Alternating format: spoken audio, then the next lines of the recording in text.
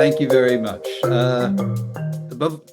For this kind invitation, and above all, for the initiative and the effort you've taken in making making it possible that kindred spirits come together. I say that with a background, obviously, my claim to fame is I'm the granddaddy of this community.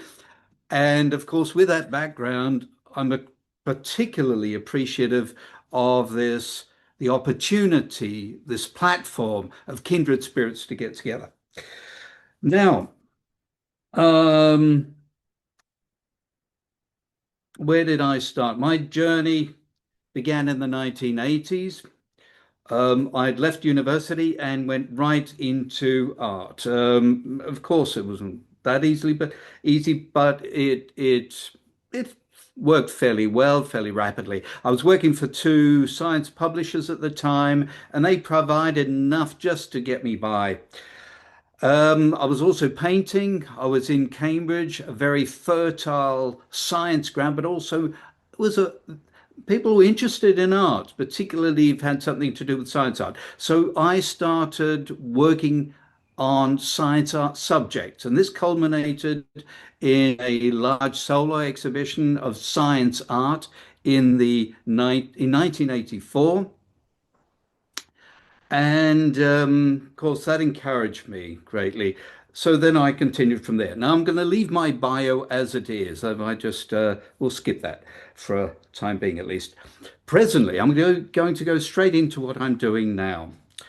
Presently, I'm working on a catalogue of my paintings, my collection of paintings um, that I've produced in the last years, and I've called this catalog a journey through evolution. Now, um, this catalog depicts paintings, but they're not illustrations, as it were, and they're not intended to instruct in a traditional sense. They're intended to raise a sense and feeling for what goes on, what the image displays. They are science-inspired images. In fact, they are cell biological images depicting the cell design, the program, the DNA program, and if you like, what goes on around it, right through transcendence to consciousness.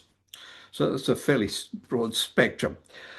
Um, my intention here is to raise a curiosity, as it were, the curiosity that um, you feel. Well, I felt as a young student in the first semester, going into lectures, not knowing what the hell what was going to be taught, but being fascinated when I was presented with these concepts, these ideas. And that fascination hasn't really left me, but of course it needs recalling. So this is what I'm getting at. And it's also the fascination of what lies beyond the perspective scope of science. We've probably already, all of us, have experienced that at some point. Now, as I said, it's not supposed to be instructional. Therefore, I've added to the pictures, or the pictures are accompanied by a lyrical passage, as it were. And I'll give an example of one later. Now, here are some, let's go straight into, let's see if I get it right. Right. This is one depiction. This is a mitochondria. Now I'm sort of diving right into the middle of this collection. Mitochondria, as many of us know, it's referred to as the powerhouse. What it does is convert food energy into biologically available energy. So it provides us with and the cell with energy. And that's why this color depicts that. Uh, if you like, it's the flame of the cell. And this is what happens when the flame goes out. Um, the next one is it follows on a bit from the mitochondria. And the mitochondria, for me, is the first. Um, it's the first immersion or emergence of a higher system from the fusion of two bodies, two archaic bacteria that fused and created something much larger than each of them. Both survived very well out of that. And this depiction here is, if you like, a follow-on from that. Here we have the we're seeing the process of two yeast cells fusing. Now, interesting enough, or what amuses me is when some yeast cells, not all of them, but some fuse in the process or in this pre-fusion process, they develop an elongation of their cellular form. This elongation, as you can see, is sort of a neck-like, uh, slightly exaggerated elongation. They call, microbiologists have termed it schmooing. I like that. I find just it shows a sense of humor. Um, Now, this fusion is the first sexual reproduction that we have in biology or in evolution. And interestingly enough, this is also yeast are also the first bodies in biology that experience a life, namely a limited life. They experience death as we know it. Before that, we have replication by splitting, so it's basically a form of cloning. But this organism, for the first time, experiences not only sexual mating but also death, and I find that inspiring. So, but rather than depicting a dull picture here, of course, it's a beautiful event. Now, this one I'd rather not explain, or at least I'll explain it late, but I'll read you the narrative that accompanies this picture. I'm not the greatest reader, so please forgive me to begin with. Cells gather and join. From cells become tissues. Something new begins to breathe. From tissues emerge the organs. The organs align, a body emerges, a voice is heard, and it begins to sing. Another joins, two voices, three, becoming one in a choir. And so the world composes itself not in singular voices, but in choirs of becoming. And that, is basically all I want the viewer to receive and go away with that, whatever it is. Now, however, from a science perspective, this is a superimposition of three biological systems, namely cells, tissues, and organs. Normally, in research or anywhere in natural sciences, you see either an image of a cell, electron microscopic image of a cell, or an image of a tissue where you might see cells, but the image basically is about the tissue as a whole. And then you see the image of an organ, but you rarely see them composed. So that's the, if you like, the other aspect to this, or the inspiration to this picture. Now, a couple of years ago, I had the good fortune of being invited as an artist in residence to the Ludwig Boltzmann Institute for Network Medicine in Vienna. Now, they investigate medical data by exploring the connection between genes, molecules, cells, um, tissues, organs, all the way up to the individual behavior or lifestyle of a patient, or of a statistical patient, if you like. This gave me the opportunity of, or confronted me actually, with information technology and the way they employ mathematics, because that all went into this, and AI. And it gave me the opportunity of working with robots, AI-driven robots. And that was quite amazing. So I was able to work with a robot plotter on a wall, side by side with this machine. Um,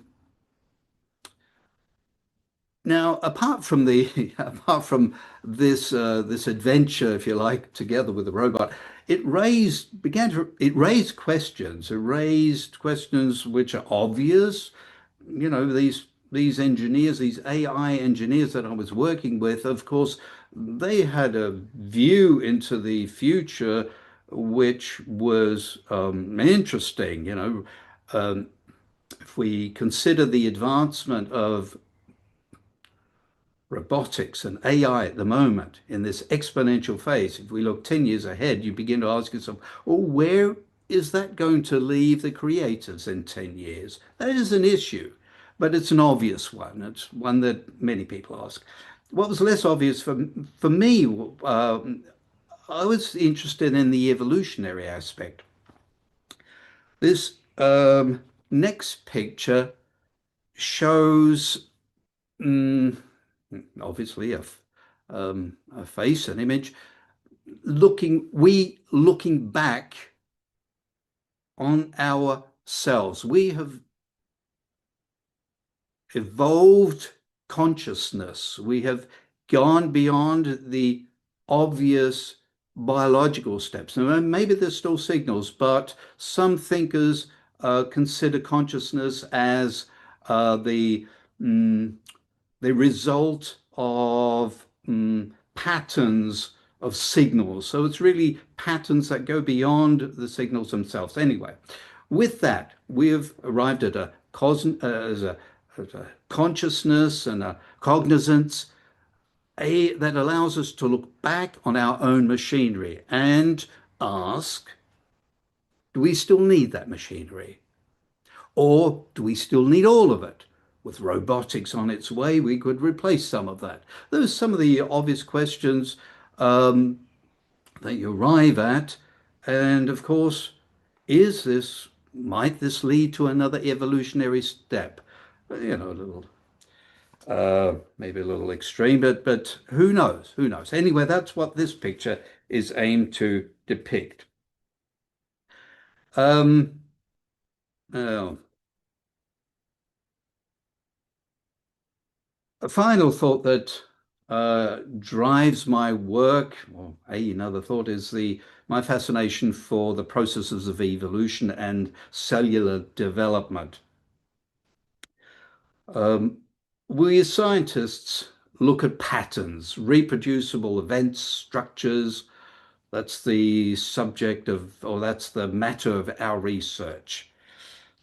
Now, patterns appear in all facets of our universe. Um, just imagine waves, but waves are typically associated with media, be it larger bodies of water or air, what have you.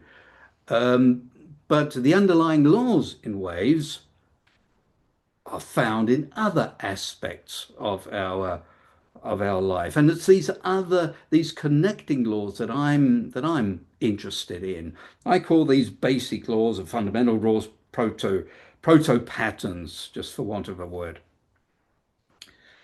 And now to cut a long story short, I've put this together in a couple of publications simply to clarify for myself what I'm trying to what my mind is generating here and to articulate it so that I might be able to use it. Now, it sounds now in this presentation as though this was at the forefront of what I'm doing. I work as an artist, and these thoughts have actually arrived from my art. They've emerged, if you like, from the art. It's not the other way around. It's not as if I've gone into this into as in an intellectual fashion and then I'm trying to sort of create a structure. No, it's the other way around. And that again is something that I like to leave you with. As for me, the artistic endeavor has always been and is just another form of understanding, and there's understanding under inverted commas, our universe, what surrounds us. Science, of course, looks for these patterns and tries to put them into laws, fix them so we can use this to predict our future. Art materializes these patterns, but both provide us with the same understanding. We just have to open our senses, different kinds of senses, and that's it. Right. With that, I'll close my presentation. I hope it's been a little interesting to some.